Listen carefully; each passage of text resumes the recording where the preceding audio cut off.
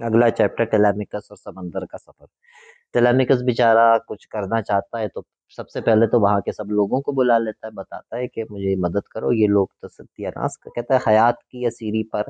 میں بھونکتا رہوں گا عمر پر، مگر ٹیلیمیکس نے کیا کہا، جو سوچتا ہے کیا کروں۔ ٹیلیمیکس نے کیا کیا، ٹیلیمیکس نے ایتھکا کے سب معززین کو بلا لیا، برا کیا، کسی نے اس کی بات ہی نہیں سنی، اسے برا بھلا کہا، بتایا اور جتایا ہم تمہاری ماں کے جال میں پھنسے پڑے ہیں، تم ہمیں نکال دو کہ وہ رجاتی ہے ہر ایک کو امید پر رکھے ہوئے ہے، تم کہو وہ ایک کو چنے یا اپنے باپ کی زمین پہ گل کھلائے جائے، وہ جھوٹ موٹ سو کب تلک منائے گی، رجائے گی وہ سب کے سب کو کہہ دنوں ادھیڑ عمر سے کہو کفن کھسوٹ آئے۔ وہ بہانہ یہی کرتی تھی کہ ابھی میں اس کا کفن سی رہی ہوں، اور روز سیتی تھی، روز ادھیڑ دیتی۔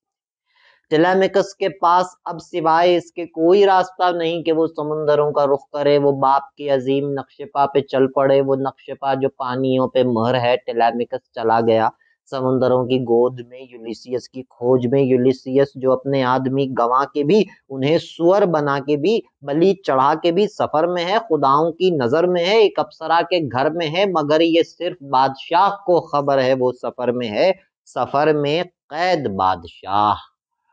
آخری یہ جس جزیرے پر پہنچتا ہے وہاں ایک عورت کلپسو کے پاس یہ پہنچتا ہے جو اسے کہتی ہے میں تمہیں دوام بھی دیتی ہوں، دنیا بھر کی حکومت بھی دیتی ہوں، بس یہاں رکو میرے پاس۔